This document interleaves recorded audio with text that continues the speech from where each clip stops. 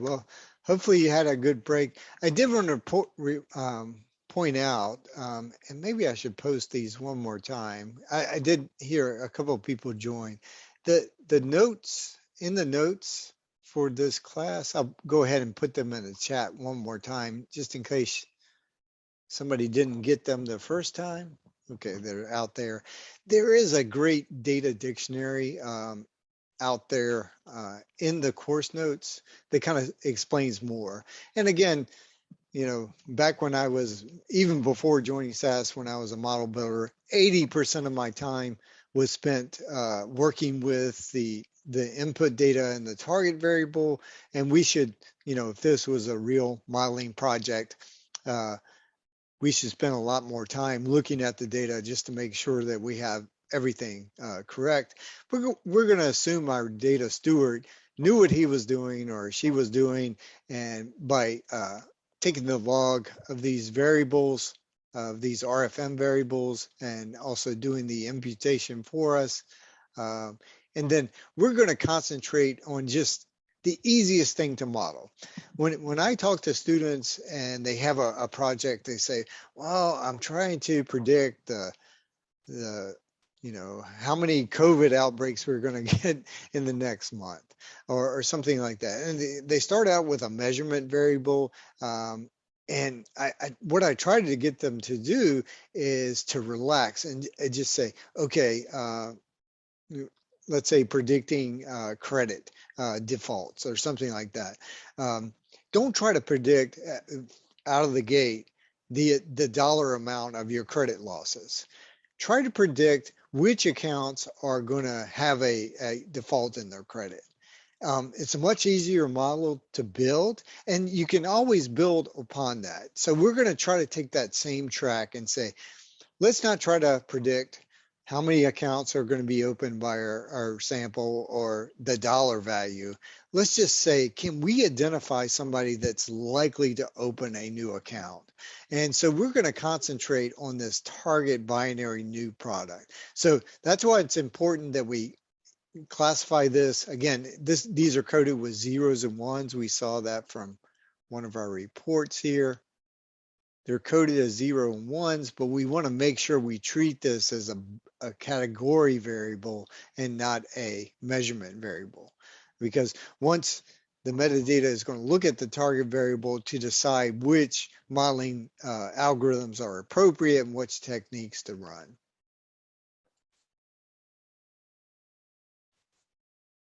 So I'm going to start a new page here, and we'll start out with something fairly simple. We're going to build a decision tree model. So if I go over to, again, to my left-hand side, my high-level control, instead of dragging variables over, I'm going to scroll down till I get to a section called Visual Statistics, SAS Visual Statistics. And if it's not expanded, go ahead and expand that. So you'll see these little greater than signs. You can, if something's not expanded, you can expand that.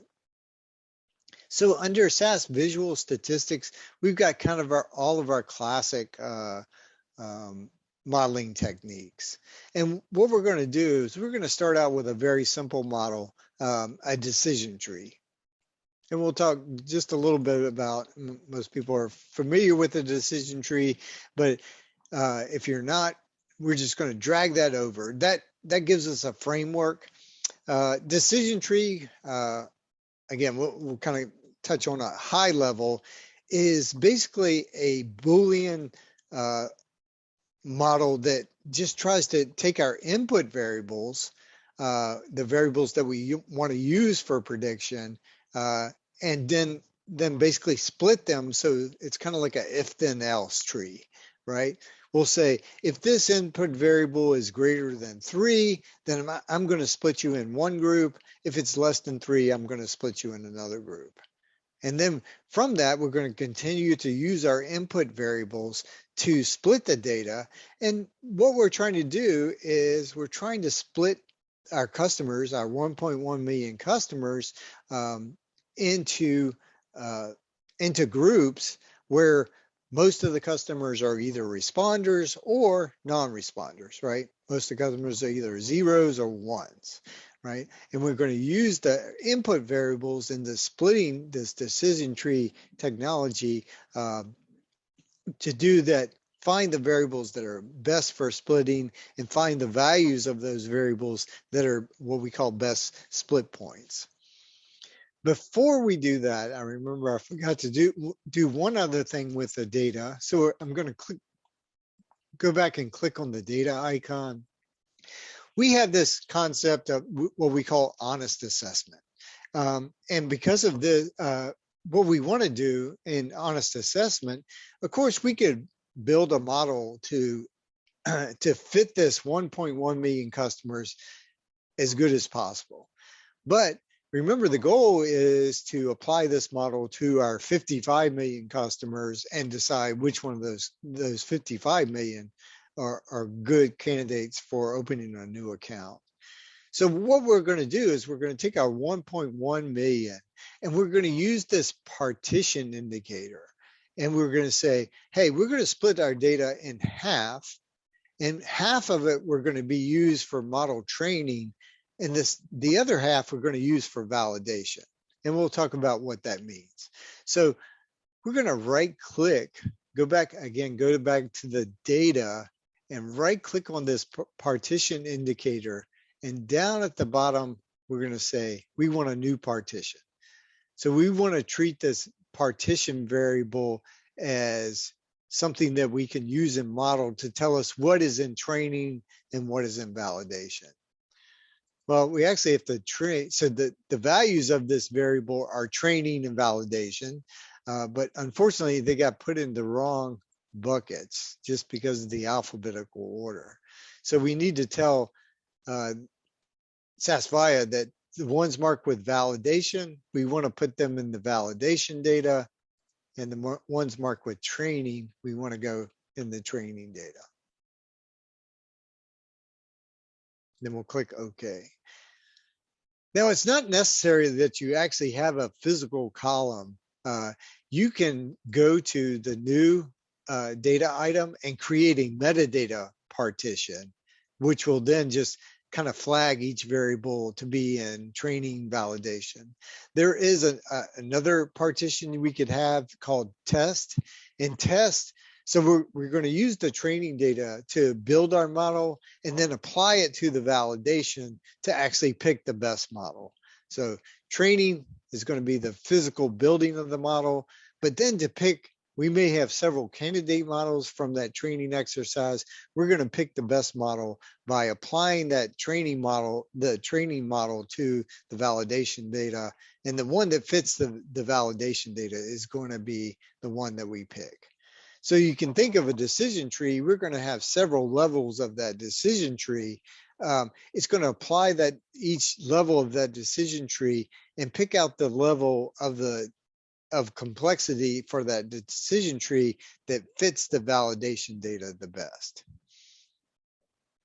All right, so once we have that, you'll see that partition indicator. Now the little icon changes from a card to a little graph with 2 lines on it. So we'll know that variable is going to be treated not as an input variable, but as our partition variable.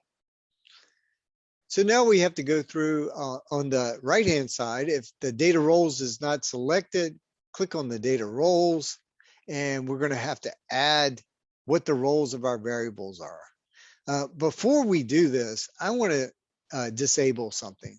So SAS Viya is an interactive tool.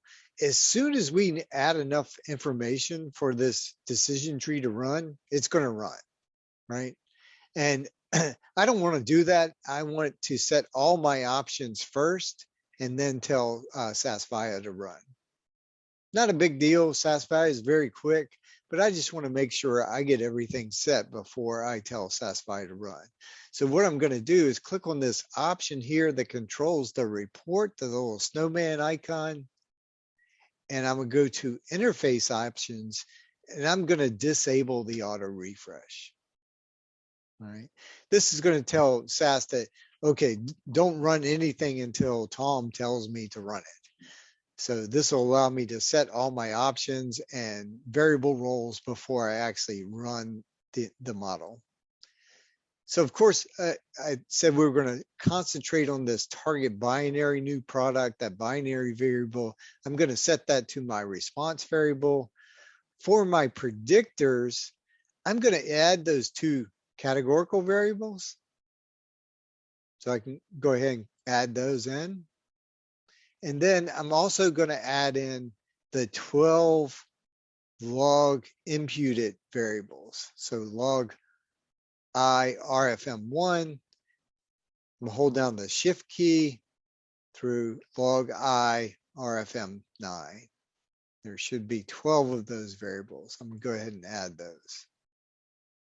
And then of course I have to tell my model that I do have my data partition. So my partition variable is going to be that partition indicator.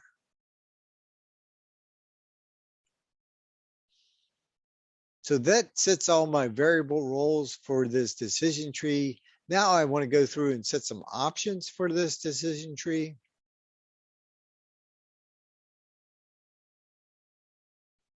So this is where I can control how this decision tree is going to be built.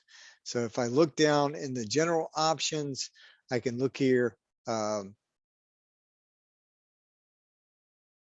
maximum ways I can split or number of branches I can come out of each variable is 2. That's fine. My maximum levels, I'm going to change this to 10. This will allow the tree to go down and have more splits. And then the minimum leaf size here, I'm going to change this to 100. And again, if you're following along in the notes, I'm not following the notes exactly, so we'll get a little bit different results. So this is going to say, how do I grow my tree?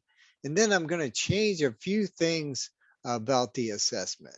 So in the assessment, it's going to, when it goes through and comes out with the decision tree comes out with this branches, if more than 50% of the observations in that branch are responders, then it's going to say this is a responder branch. If it's less than 50%, it's going to say these are non-responders. Everybody in this branch is non-responder. Well, I'm going to change that. And remember, we had about 20% responders. So I'm going to say, if you get a branch that's at least 20%, let's slide this down to 20%. 20% or greater, I'm going to call you a responder branch. And if it's less than 20%, I'm going to call you a non-responder branch. This won't change anything about my decision tree. The only thing this is going to do is change what I classify each observation in my data set as a responder or non-responder. And then the next thing I'm going to change, which I change on every report, SAS Viya throws everything onto the same page when you run a model. So we'll see this page. We're kind of seeing it now. We're going to get a decision tree. We're going to get an icicle plot. We're going to get variable importance and some kind of assessment measure all in the same page. So that's the fit, which is the default setting. I don't like that. There's too much to look at on one page. So on all my reports, usually the first thing I do is change them to the plot layout stack. All right. So I think that's all the changes that I want to make to the options. Again, we have other things we could do. We could add selection bars that would allow us to toggle back and forth between different subsets of our population. We could filter out subsets of our population and run the decision tree on that. But I'm just going to use the whole 1.1 million. Remember, half will be used for training the decision tree, half will be used to measure how well it fits. So once I do that, I can click on the refresh button. It's going to go out and build that decision tree with all those settings that I just outlined in the variable roles.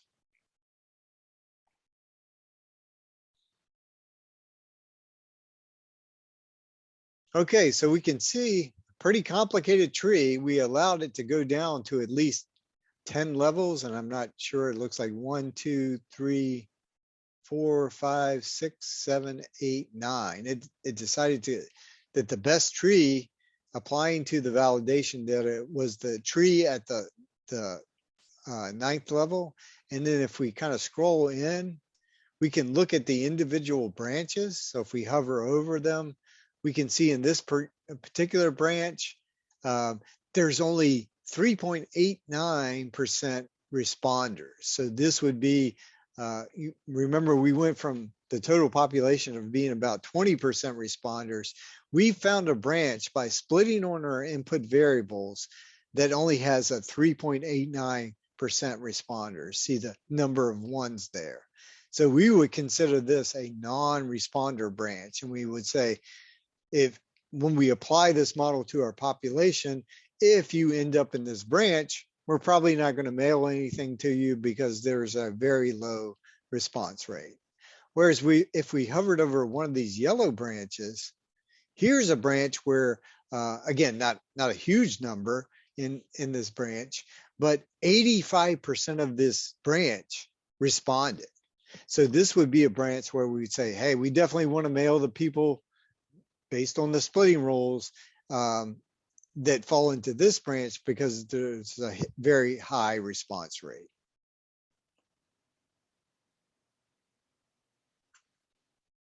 So there's our decision tree. We can kind of scroll back and forth using a scroll wheel to look at that. But other than looking at a few different nodes, it's probably not useful. We get that same information in what we call an icicle plot. So it's just the same information in the decision tree that we're just looking at, just in a little bit different view. We can get an idea of how big the population is by the size of the box. And then we can get that same information about how many or what percentage responders there were versus non-responders in that particular block.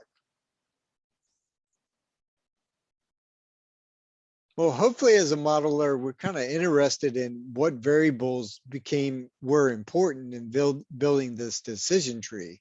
So we get this variable importance plot that tells us that log RFM5 is actually the most important variable in this decision tree. So it may have split out, it may have the best split, it may have been used several times, but what we look at here, this value, is, I think it's the log of the p-value as far as significance in this model. So somehow they come up with this importance plot.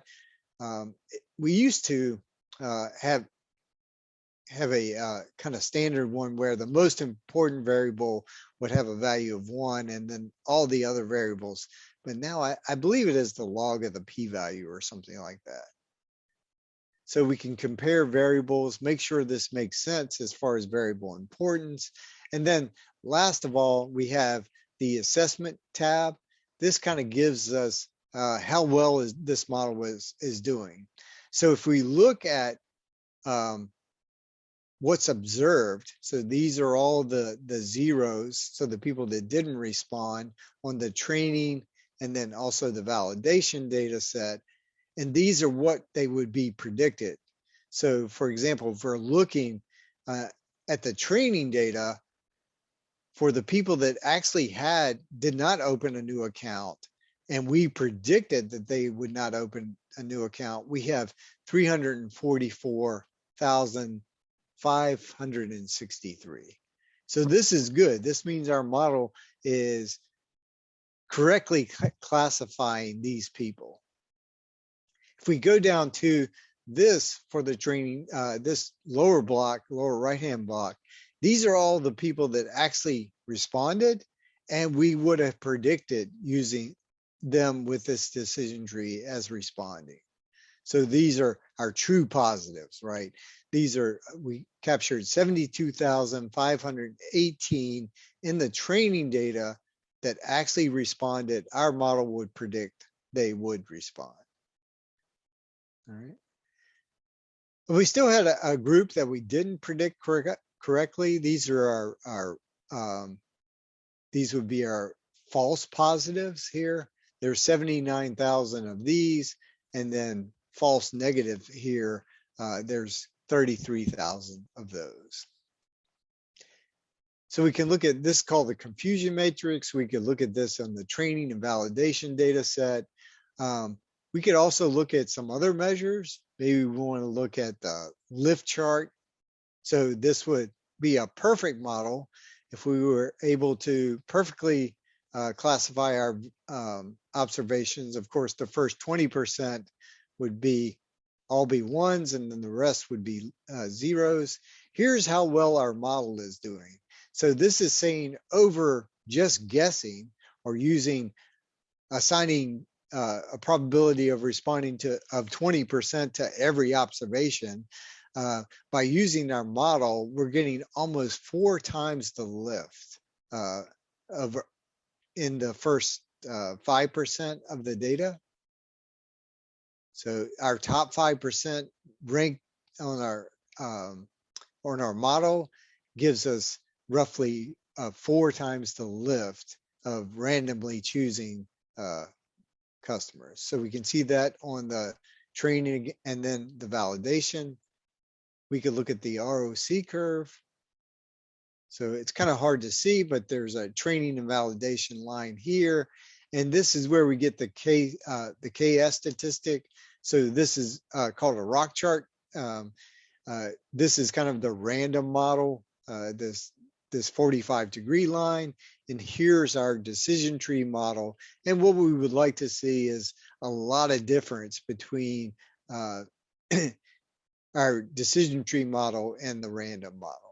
And these two dotted lines are actually the KS statistic. This is where we get our widest separation between using the model and just assigning a probability of 20% to everybody. The thing that I like for this particular model, I would be most concerned with would be misclassification, right? We want to identify all the people, let's look at the validation. We want to identify for all the people that actually responded, we want the model to say that they're responders. So again, kind of the same thing as that confusion matrix, just a little bit different look. So 72,187 true positives and 33,567 false negatives, right? So, and then the same thing with the people who didn't respond. Probably not concerned about this as much, but the false positives here, again, we're going to waste marketing dollars on these, but the thing we want to do is target the people that are most likely to respond. So we really want to capture the most here. And I'll show you that maybe if I lowered this cutoff percentage, we would of course identify more people. So this is where we can kind of play around with this prediction cutoff, hit the refresh. And now, of course, our false positives gets bigger, right? Because we're saying anybody with a probability of over 15% is going to be classified as a responder. So of course we get more false positives, but we reduce the number of false negatives. These are people that actually responded, but our model said that they wouldn't respond. So this is the number, probably in this situation, the one we want to try to minimize. So we could play around with this prediction cutoffs to try to get a good trade-off between false negatives and false positives. We can also look at the detailed data for this model by clicking on the maximize. This will bring up these tables where we could look at, again, the values for variable importance, cost complexity, the confusion matrix, lift, rock chart, misclassification, and all the assessment statistics. So for example, F1 is kind of an average of the what's called precision and recall. Basically, how many true positives did we get out of all the positives? We could look at those scores as well.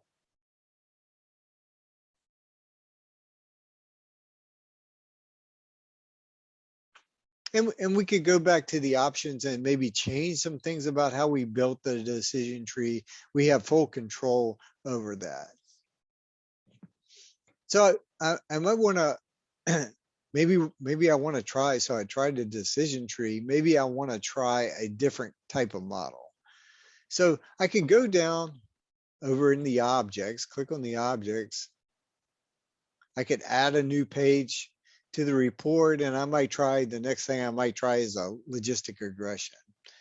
So I could drag that over, set all the options and variable roles, but there's actually a much easier way to do that. So now that I've got all the roles assigned for this decision tree, I could hold down the control and alternate button, and then on the decision tree, I could say, I'm sorry, hold down control and alt. On some other computers, it may be a different set of keys. I think for a Mac, it's something different, and I don't remember.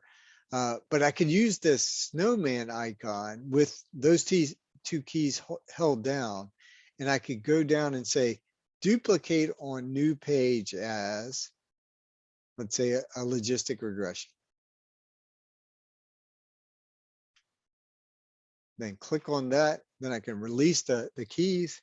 And now if I go to the logistic regression and look at the roles, all those roles have been assigned for me, and I don't have to redo that portion.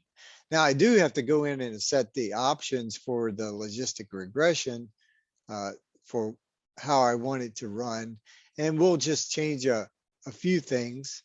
We'll change that prediction cutoff to 0.220. Again, a good benchmark is to set that to your response rate in your sample. Let's see, a couple other things I want to change. I don't have any missing values in my data, but if I did, I could select this informative missingness.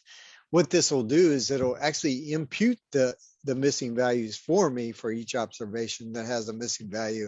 And it'll also create a kind of an indicator variable that said this observation had some problems. I had to impute the value for that. We don't have a problem with that, so I'm not going to check that. All of our data has been imputed already if it had missing values. But I am going to set a selection method, and I'm just going to use the fast backward.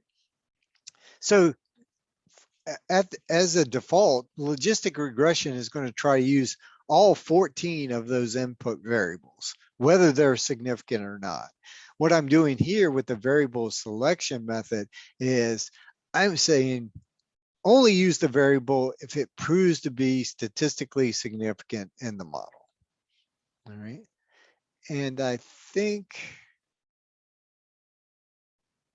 that's all I want to change that layout from fits to stack. Once I do that, I can click the refresh button.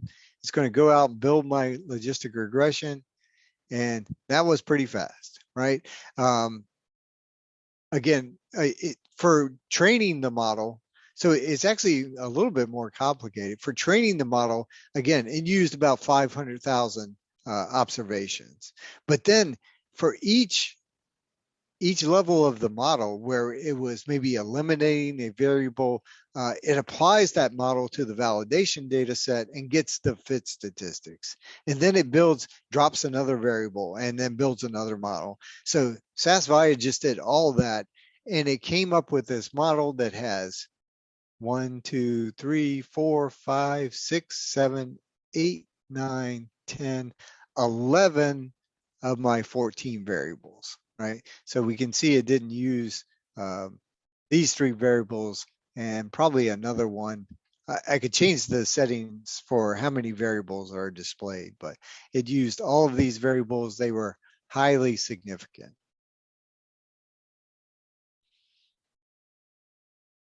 We could look at the residuals, but really, since we have a binary target, it's really not too useful to look at these. Of course, our values are only 0 and 1, so we're going to get probabilities as the output prediction for these. So the residuals are going to be clustered around 0 and 1 because those are the actual values of our variable. We could look at the assessment, kind of the same as the decision trees. We could see the number in the confusion matrix or look at the ROC curve. And it looks like it's doing a pretty good job. We could look at misclassification, and we could compare that to the decision tree.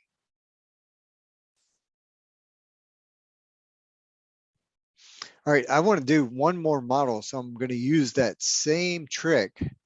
I'm going to hold down the control and the alt key, and I'm going to say, take this logistic regression, and we're going to duplicate it on a new page as a forest model. And then we're going to talk about the forest model, how that's different from either the decision tree or the logistic regression, right? So for the decision tree, again, because I did use that trick of duplicating my roles, if I click on the report for the forest model, my roles have already been set for me. Right. And I probably should go back and rename these pages just so I know. This was page 6 was my decision tree. Page 7 was the logistic regression. So I could use that little snowman icon to rename the page.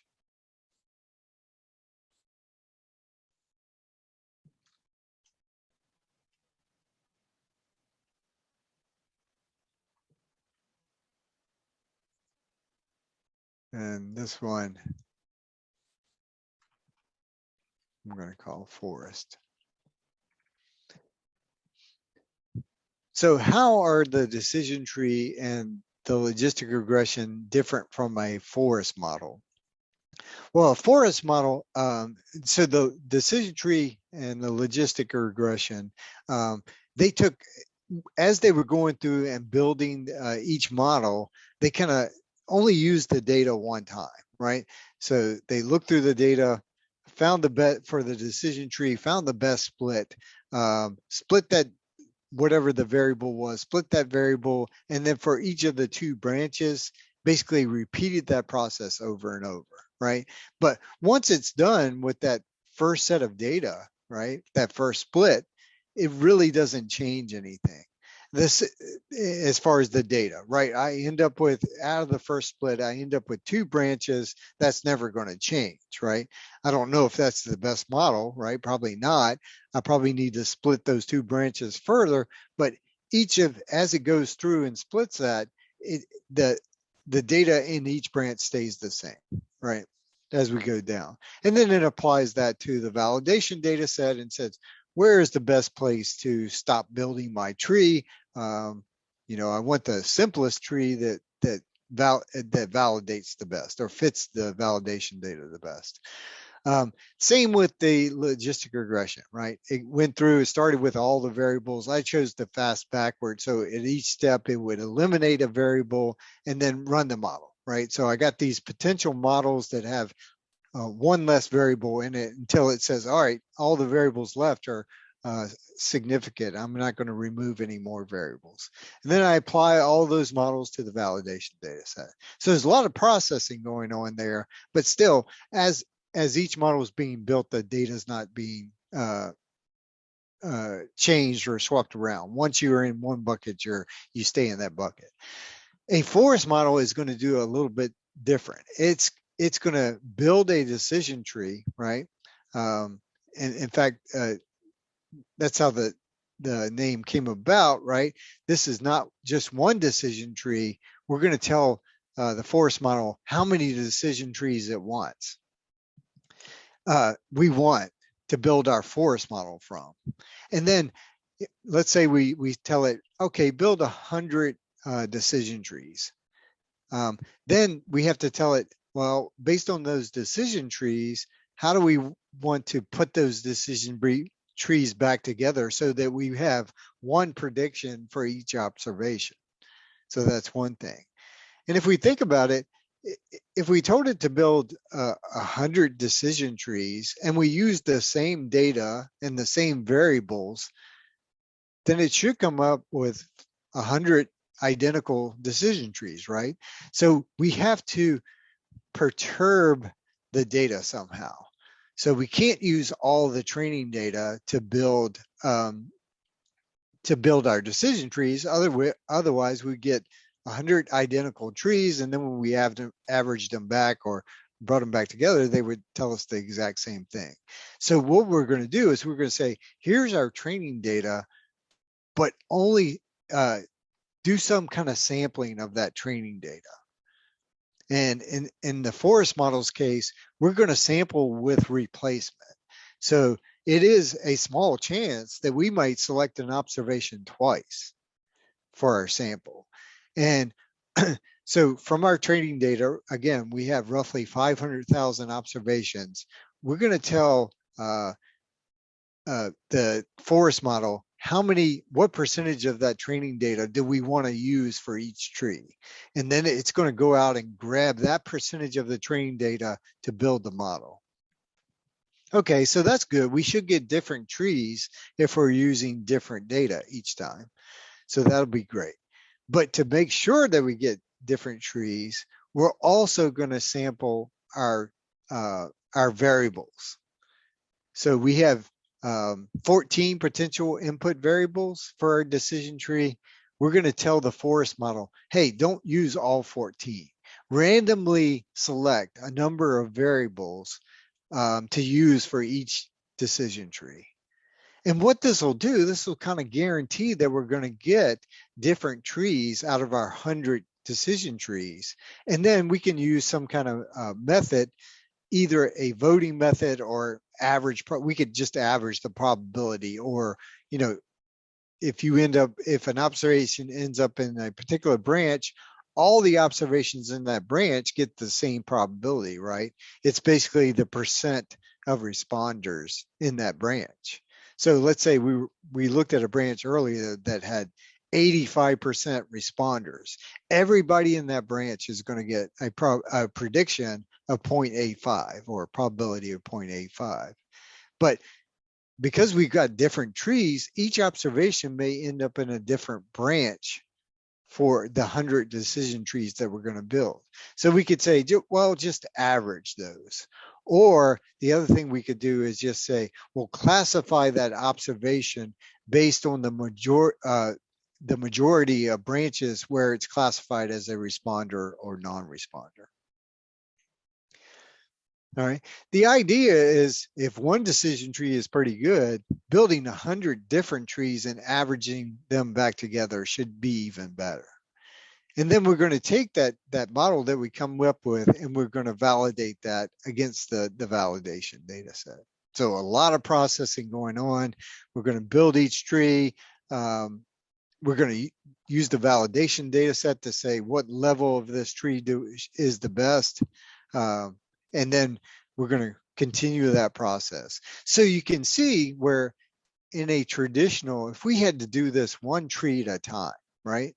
We had to build those 100 trees, wait for one tree to be finished before we build the next one. This might take a long time for this model to actually complete. But with Viya architecture, we can start building 50 or 60 models all at the same time, because we're using different parts of the data on different servers. So we can actually speed up this algorithm quite a bit. So let's make sure that the forest model is selected. Just click anywhere on it. Make sure you don't click the refresh yet, but we're going to set some of those options we just talked about. So if we click on the options tab, we're going to get some options down, and you can see by default, SAS Viya is going to build 100 trees. And the bootstrap sample, it's going to use 60% of the data, right? So we could up that. 60% seems like a good one to use. We could change the splitting criteria here. Can't remember if we do that. Let's make it chi-square, right? Since we have a binary target variable, maybe we want to make the splitting criteria the best chi-squared value. And here's where we can set the number of variables we use in each decision tree. Remember, we have 14 variables.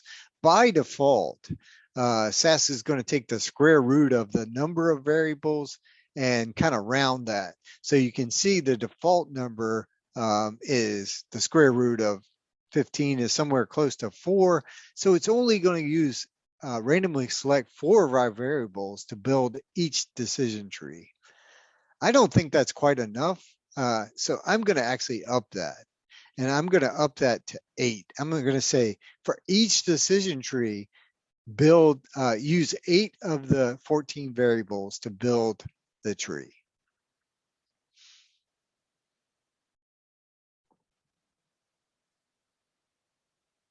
And that's going to give us trees that are maybe each one of they're going to be more similar because certain variables are going to be more likely to be present in each tree. But I think just 4 is too bad. Only 4 variables, we might get unlucky and select the 4 variables that are not even significant. And then I'm going to change that prediction cutoff again to 0.20. And then change the display to stack. And I think that's all the changes I want to make.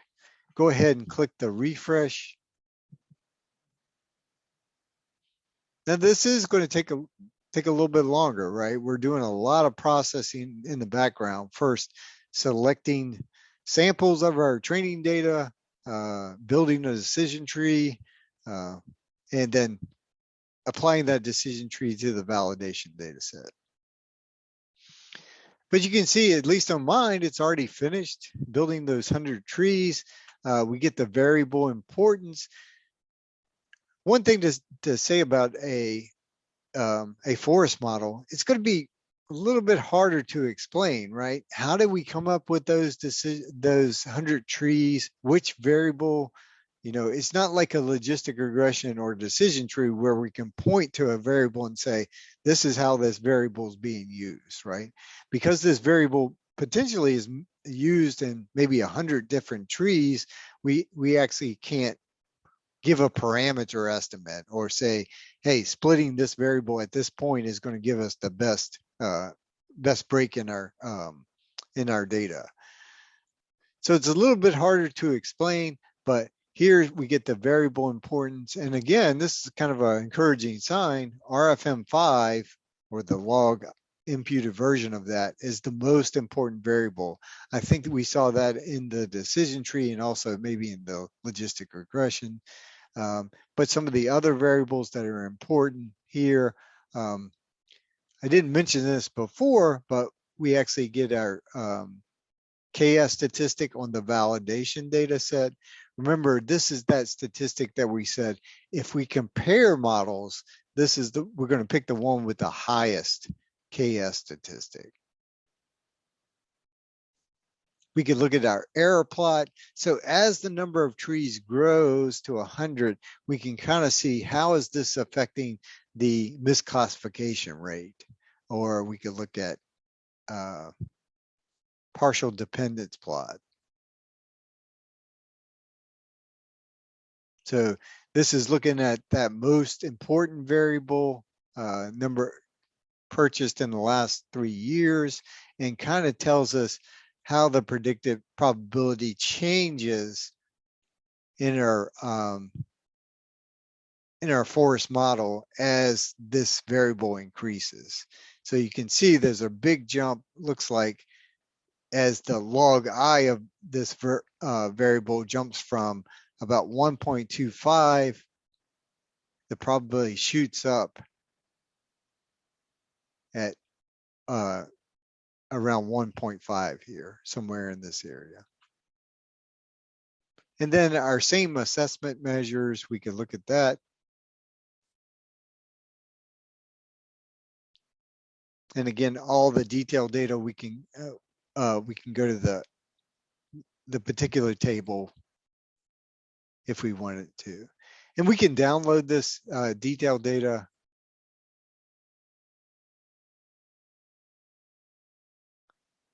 Just use the report snowman menu, and we could export this data, and it will export it to Excel for us if we wanted to take it offline. You'll just see a little download come up over here, and you can open it in Excel.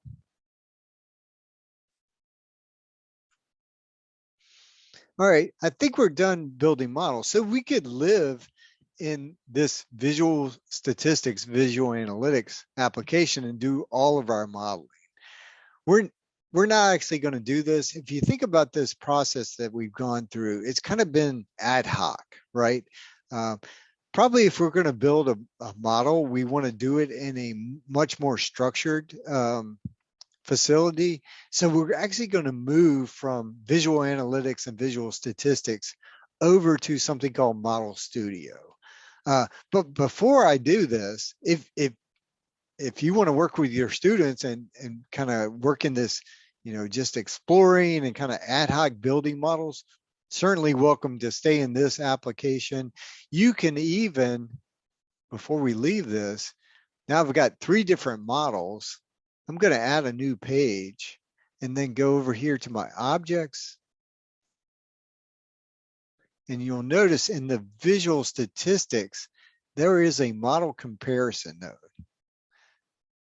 So I remember when Enterprise Miner came out, I love the fact that I could build several different models, and Enterprise Miner would let me evaluate those models inside the applications, and I didn't have to copy down like fit statistics and that sort of thing and put them into an Excel workbook and then compare them there. I could do it all within the application.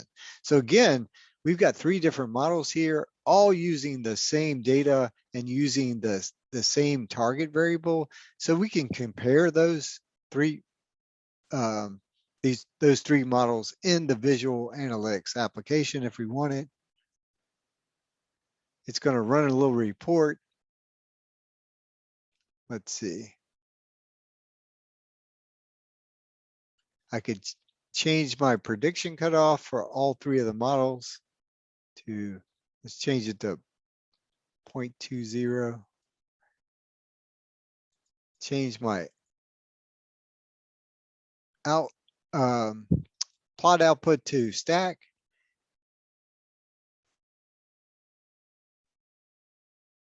And I could even change the fit statistic. So, the KS statistic might be, it's kind of an overall fit statistic. I might be, in this case, I might be more interested in the misclassification rate.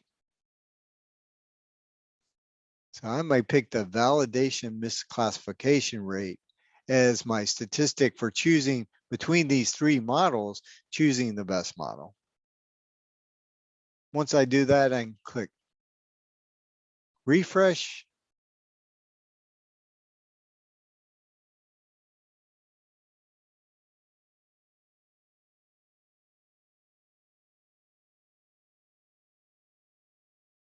All right, of course, since we picked misclassification, we want the one with the smallest misclassification.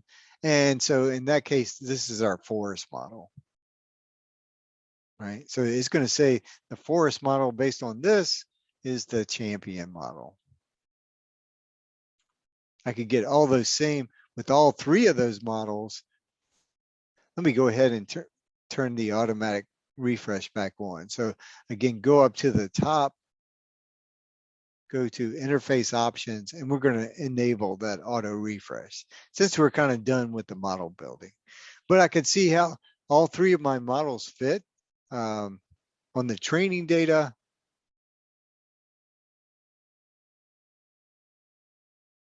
or the validation data. So one key thing here is that basically all the models fit. If we were looking at the top, let's say, looks like about 17% of the data or so, all the models are pretty much the same, right? There's very little separation.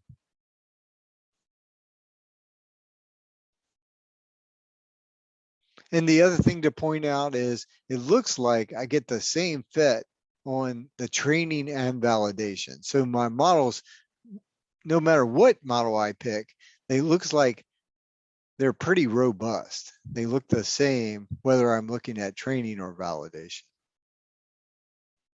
So I might decide that after this preliminary investigation, even though the forest model won, I might want to go with the decision tree model just because it's the simplest to explain, right? It's if then else logic. If input variable 1 has this value, then it goes in this branch. If it has this value, it goes in this branch. So it's a pretty easy model to score and explain to people.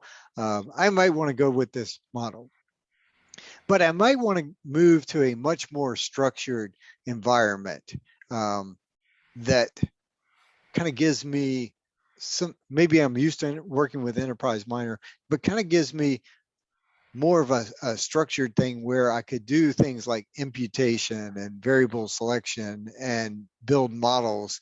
And I would be able to save that all in one modeling project that then I could go back and reuse later. Instead of having to point and click, even though this was fairly easy, if I were to come up with a new data set, there's no way to apply this to all these same functions that I did to a new data set, right?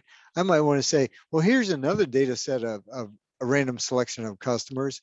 I want to apply the same, I want to perform these same actions or perform these same models on that data set. Well, in this visual analytics application, there's no way to do that. So we have to go over to something that's more structured that then we could save all these steps that we've done and the model roles and everything else. And then we could apply that. We could just add a new input data set to that and then repeat that process. So what we're going to do is we're actually going to move out of visual analytics and move over to something called Model Studio. And we could just go here to the hamburger menu and say build models. And that would take it, select build models. That would take us directly to Model Studio, right? And we could start our process there, bring in our data.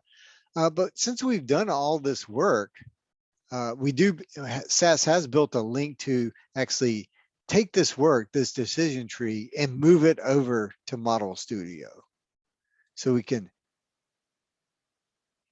click on what's called create pipeline. So if you are familiar with working in Enterprise Miner, you might remember we had diagrams and we had kind of model flows. Well, in SAS Viya, it's all the same thing. Same thing, we're just calling it something different. Instead of a model flow, it's called a model pipeline. So we're going to say, create this pipeline. We're going to add it to a new project.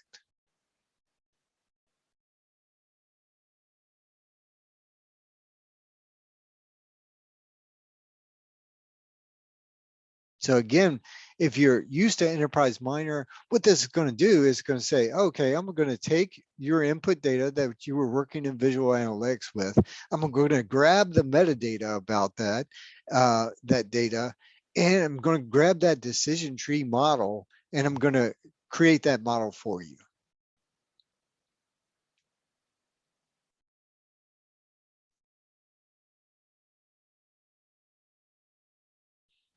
But the great thing is we never have to actually leave the interface. Before, if we would have built a model in Enterprise Miner and then wanted to move it somewhere else in SAS, we would actually have to save the model somewhere and then import it into another application like Model Manager or something like this. This way we move from kind of an ad hoc visual analytics directly into a Model Manager, and we moved all the data and the metadata with us. So here we've got the basic data node. We've got visual data preparation. We did that. We created that one variable. In fact, I think it always adds this as, even if you don't do any data preparation. And then here's our decision tree model and our model comparison. The other thing we get is with moving over to Model Studio is we'll always get this model comparison. And now, since we've moved applications, we can go up and take a look at what are the settings for Model Studio, just like we did with Visual Analytics. We can go to the settings. We always get those global settings, but now we actually have some Model Studio settings that we could set. So Model Studio, we don't have to have a partition variable. It'll automatically stratify our data into these particular training, validation, and test. All right, I might want to change this to 50, 50 and 0. Again, in our case, we have a partition variable, so it won't really matter here, but I might say for all the data that I'm working with in Model Studio, I want to split that data 50-50 between training and validation. Other thing I could do, if I have really huge data sets, 30 million observations, and let's say I have a 5% response rate, that would mean 95% of my data are people that didn't respond or aren't in the target event level that I want. That's a lot of data to push around for a lot of people that are telling me who's not going to respond and not who is going to respond. So I can enable this event-based sampling. What this will do is it will take all of the events, right?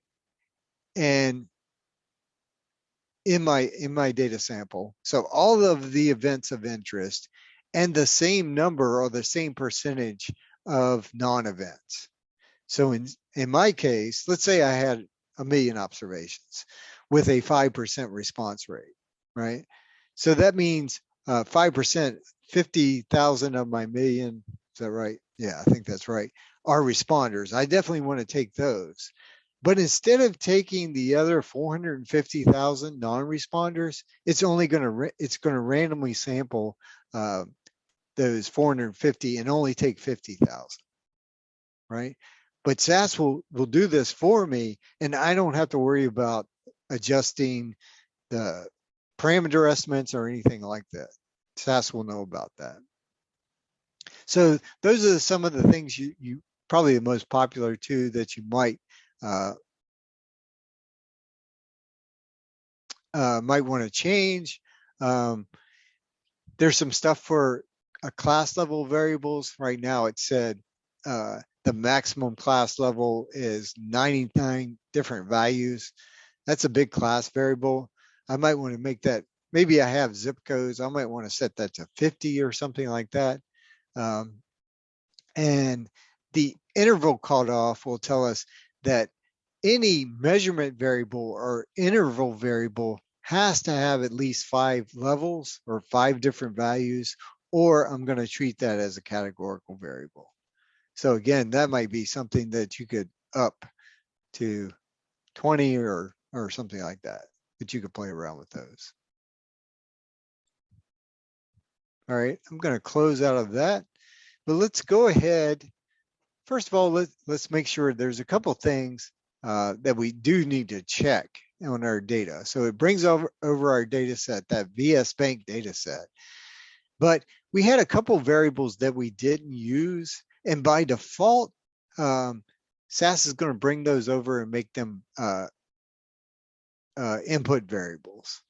That's okay. I could go through and change all these variables that I didn't use and make them not input variables. But the one that I want to make sure that I don't use as an input variable is this count target. Because if I use this as an input variable, my model should be perfect, right? If you open one or more accounts, then your binary new product, my target variable, it it's going to basically tell me 100 with 100% accuracy my target variable. So I want to select that variable and change its role from input to rejected. And the other one I want to check is, let me uncheck that variable. And one way to make sure that you don't have anything selected is you can click that box next to the variable name. That'll select all the variables. Click it again, it'll make sure nothing's selected. Sometimes I've made the mistake of selecting a variable here and then scrolling down looking for another variable, and I forgot that first variable was selected.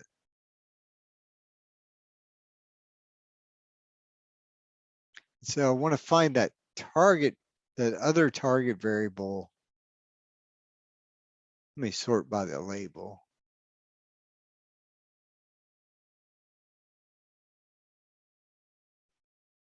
Yeah, that target interval new sales, this last variable, I want to make sure that that's also rejected. So it is rejected. And I probably should go through and change some of these other ones. Like I don't want to use these imputed variables. I want to use the log ones. I don't want to use the demographic variables, but for sake of time, I'm not going to go through and change these. I'm just going to go back to the pipelines. And I'm going to run this pipeline. Now we're going to get slightly different results because we have different input variables and that sort of thing. But you can see how this is much more structured environment. By the way, in my visual analytics, I didn't save that report. Now, SAS Viya is pretty good at saying, hey, you were working on this report the last time you left. Do you want to bring that information up? But it's always a good idea to save that report if you want to show it to anybody or download it for anything, because technically it's not saved. Although SAS Viya is pretty good about saving your work. Now in Model Studio, everything I do is going to be saved automatically. So this creates, again, another reason to use Model Studio if you're going to do an official model building project is everything is saved inside of this project. So this project's called Interactive Project. That's because I brought it over from Visual Analytics.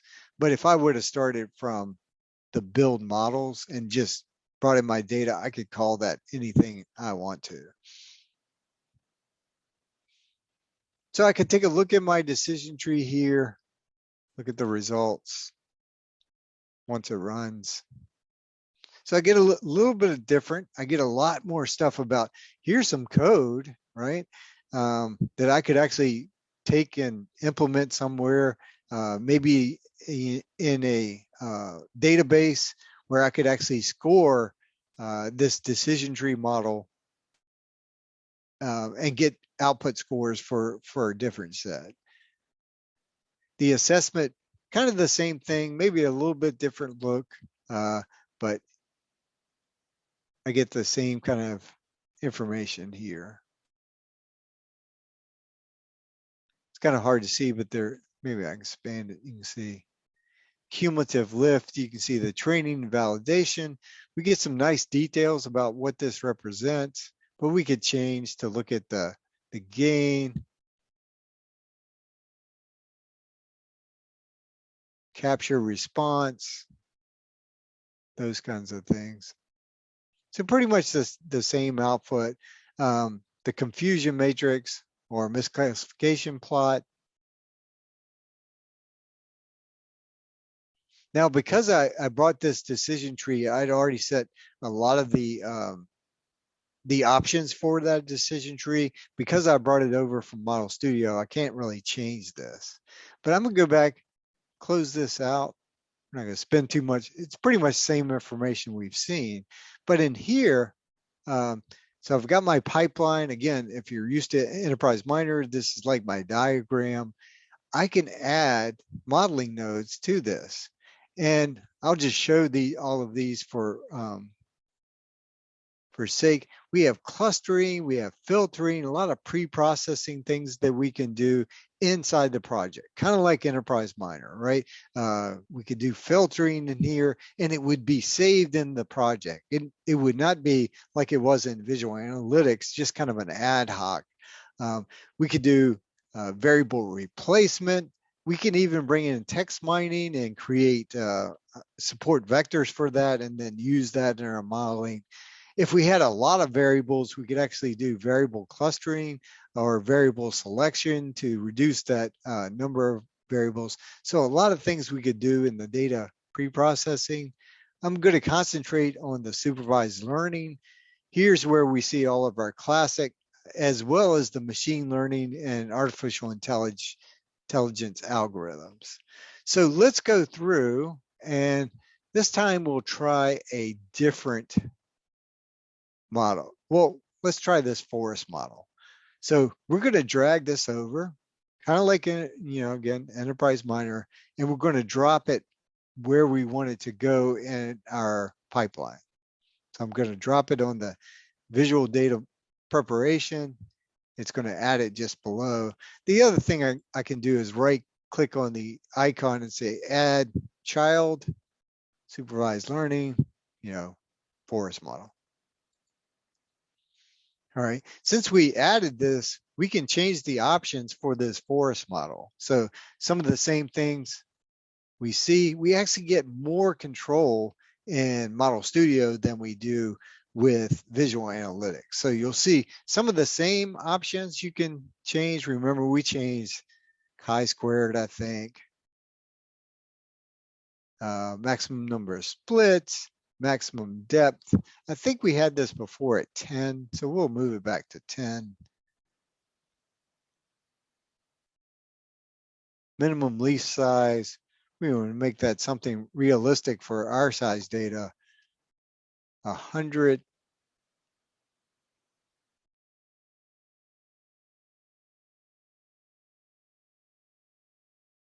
In-bag sample, I think we said 6. And then the one thing that we changed over in Visual Analytics is we said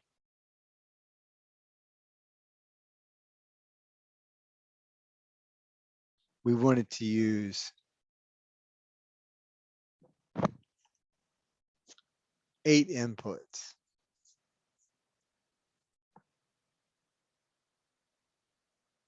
And there's some other things that we could turn on as far as being able to interpret it.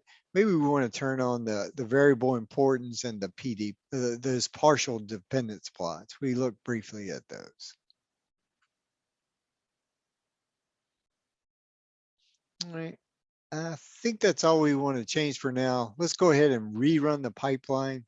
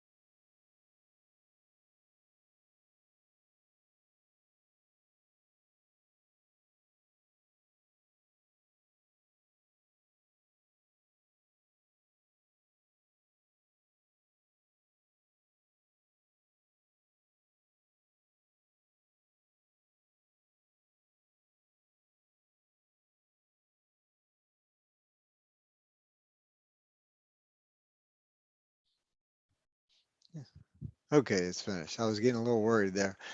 So again, I think the default, See, yeah, we're building the same number of trees again using that forest model. Now we could look at the forest model, but we can go directly to the model comparison. Remember in Model Studio, we get that for free. It always does a model comparison, and we can look at the results. So here we can see that the forest model beat the decision tree, which we would hope it would do. Again, the default statistic is the KS statistic on the validation data set. So you can see it's quite a bit higher than the decision tree. And we could look at other fit statistics if we wanted to. So we brought this basic model over from visual analytics.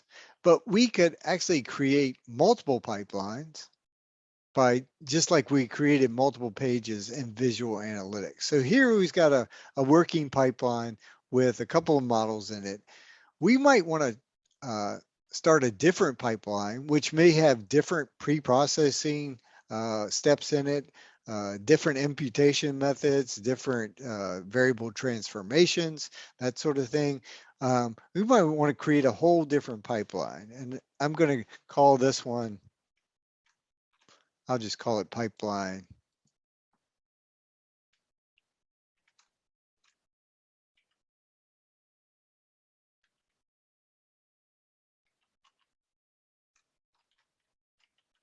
Intermediate.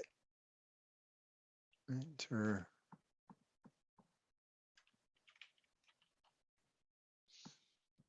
I can give it a description, but the nice thing about Model Studios is we don't have to start from scratch. Model Studio or build models comes with pre-built pipelines, right? Um, and one of the newest features is I could actually click this box here and say automatically generate a pipeline. And so what SAS will do, it'll take a look at my modeling situation, look at my input variables and what type of variable my output is, and it will suggest models based on what it sees that might work well for me.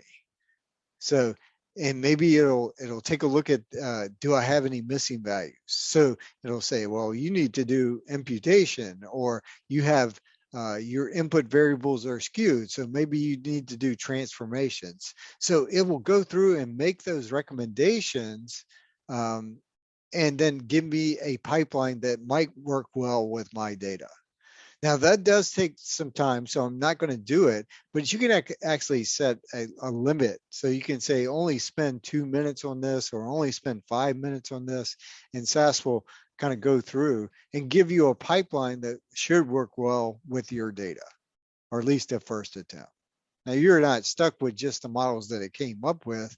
You can always add new ones, but that is an option.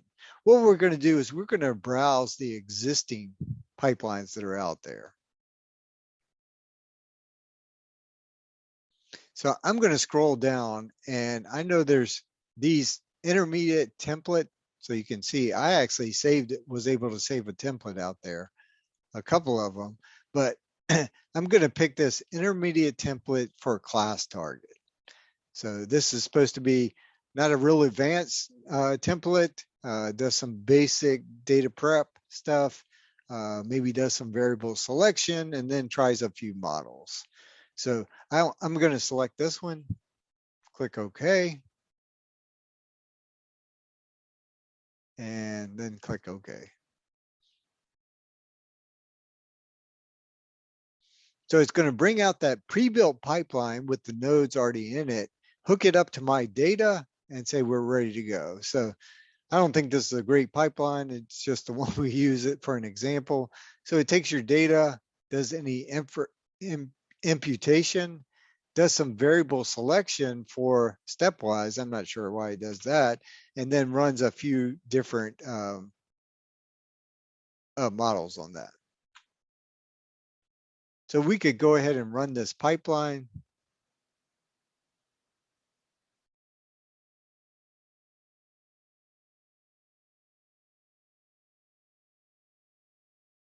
These you run pretty fast because these are not iterative. option, iterative models. One thing you'll notice is it's running several of these nodes at the same time. And that again is because we have that parallel architecture where we can farm out little pieces of, let's say, the decision tree on one portion of the data. It can do its business, release that, and then let's say the regression could go through and use that same data once it's decision tree. So it looks like all the models are done except for the forward logistic regression.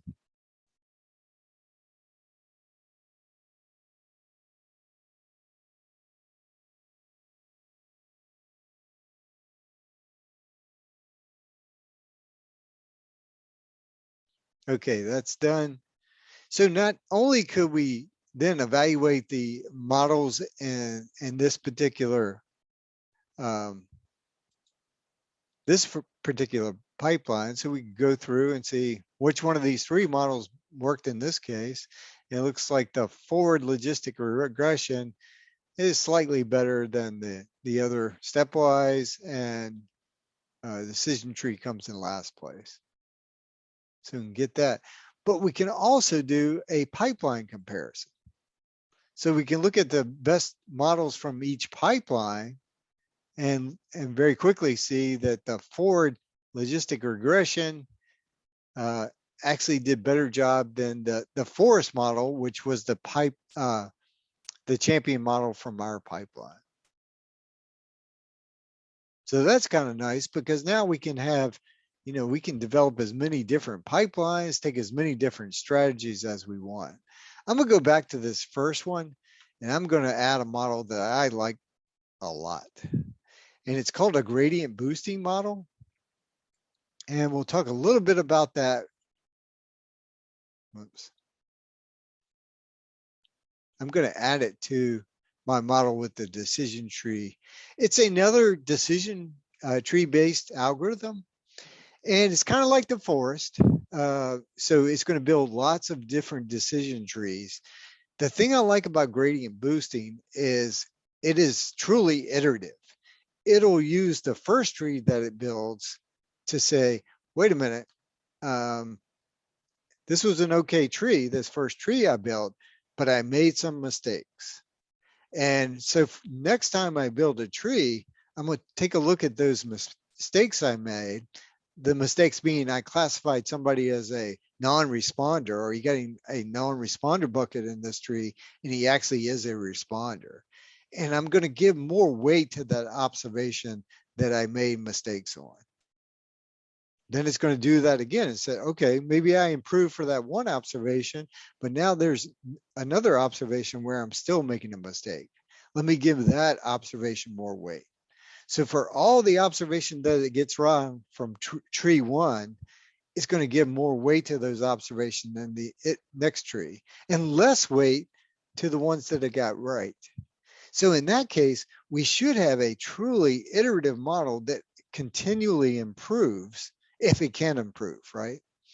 So with this gradient boosting model, I'm going to click on that one and change some of the options. So again, we're going to make it the same as the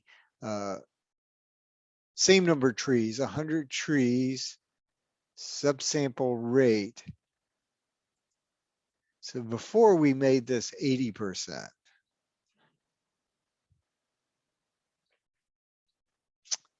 Let's go ahead and make it 80% for this too.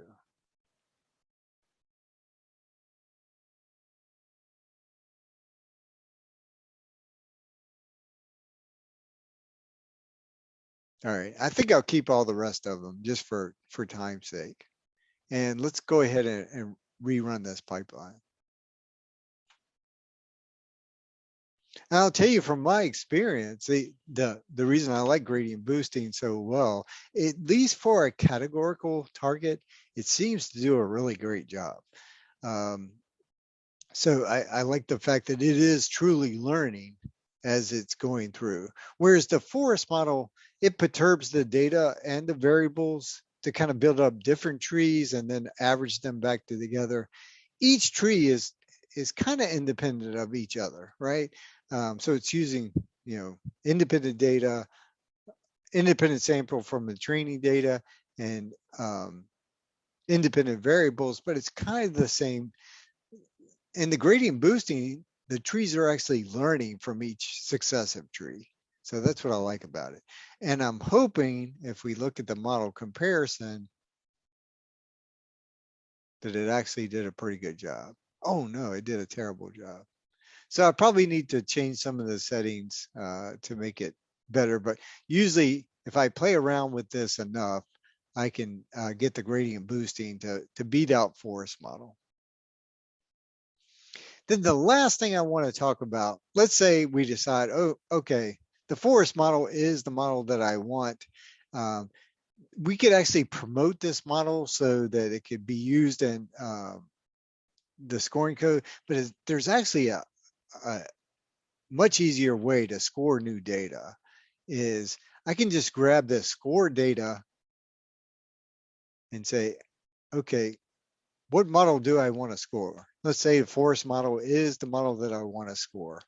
Then I can go out, grab a table, my new table that I want to use. And I think there's one out here. Let's try typing in bank.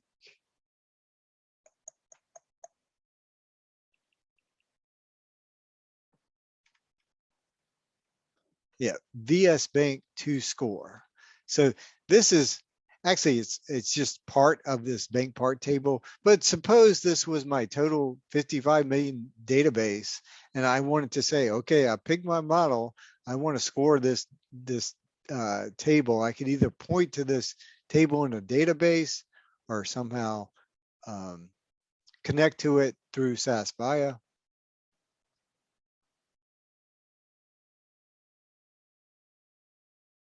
It'll give me those same three reports to make sure this is the data that I want. The requirement would be the data has to have the same variables that were used to build the forest model. And it looks like it does. So I'm going to say, okay. Then I have to select my output library. So in SAS Viya, everybody has a CAS user. This is kind of like a SAS user library, if you're familiar with SAS 9.9.4 or your work library. No, this would be a library associated with your name. Now, usually in 9.4, we didn't use our SAS user library, but in SAS Viya, this is the only place where you can store data and reports, right? So you have basically 5 GB of space where you could store uh, data and reports and models and that sort of thing, or scored data. So I'm going to select that. You would select your CAS user library, and I'm going to call this WKU so I can find it really quick. Score. And I doubt I have the same table, but I'm just going to select the box to replace this table if I already have it. And this is really important. I want to promote this table. So what promote means in SAS is not only do I want to create this table of scored new data, but I want to push it up into memory, right? That's what promote means. And I could select the box to drop variables if they were rejected. That'll just minimize any variables that in my metadata that I marked as rejected.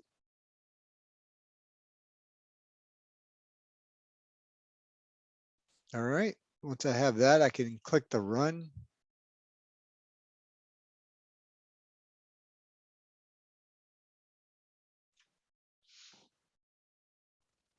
So it's going to take that score code from the forest model and actually score new data so we can get predictions.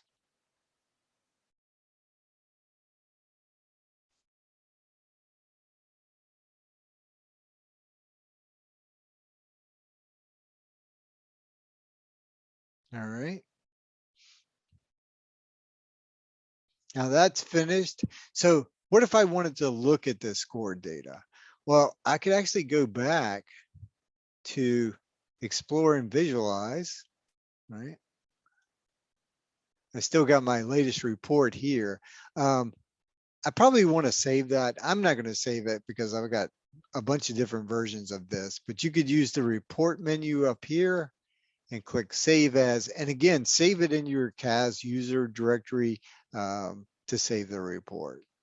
I think that's the default is your user directory. So you could save this report. I'm going to say new. So I want to create a new report. And I'm going to go to data and I'm going to try to find the data that I just created. Now, the first thing I need to do is hit the refresh button to make sure that all the tables that have recently been loaded into memory are available.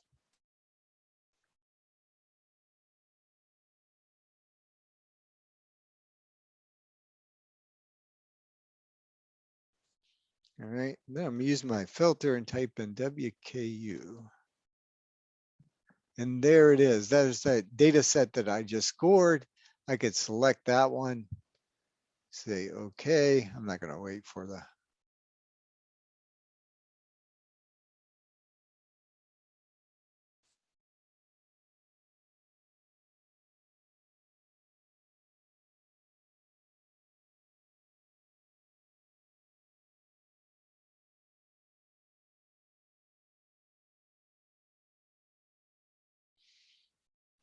So now it's selected that data and I'm going to get some new variables in, right?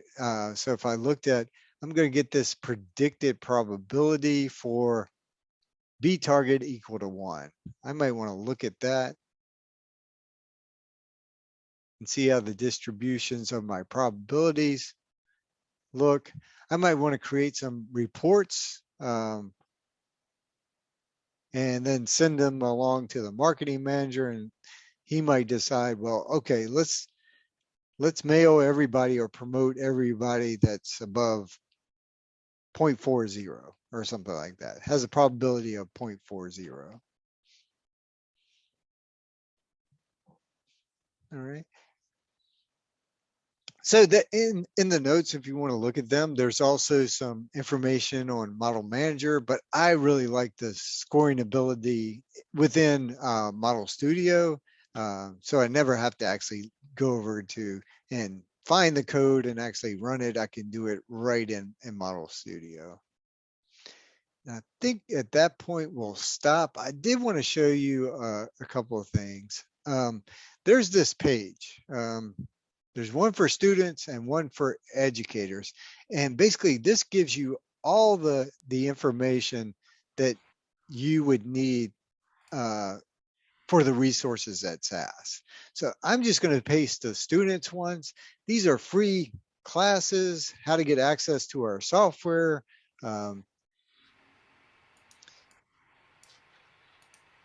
just everything that we offer from SAS. So again, for students, most of the students when they get access to this, they want to take classes or get free software.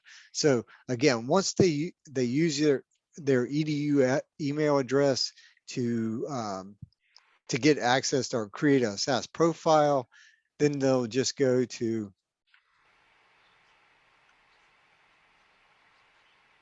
log into the SAS skill builder, and they can take tons of free classes. It gives them links to communities if they have questions with their homework.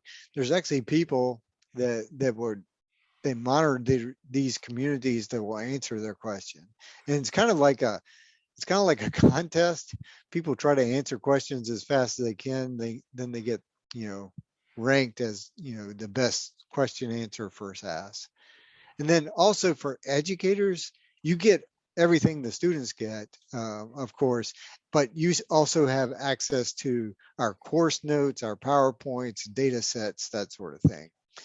So again, just remember that one link and just go out there and sign up and then poke around. You know, we offer workshops that are out there. There's upcoming public workshops. Everything's over Zoom now. So like later this week, I'm giving one on machine learning. So we spend a lot more time on things like forest and gradient boosting and support vector machines. So those workshops are out there and they're available. And then I just want to finish up with a few slides. How are we doing on time? Oh my gosh, we're over time. Let me just put this one slide up there. So again, my email address is tomgrant.sas.com. Feel free to email me any question.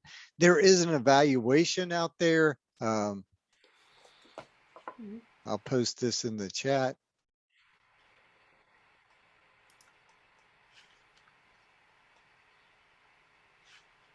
And the live web recording, I'll also post this in chat.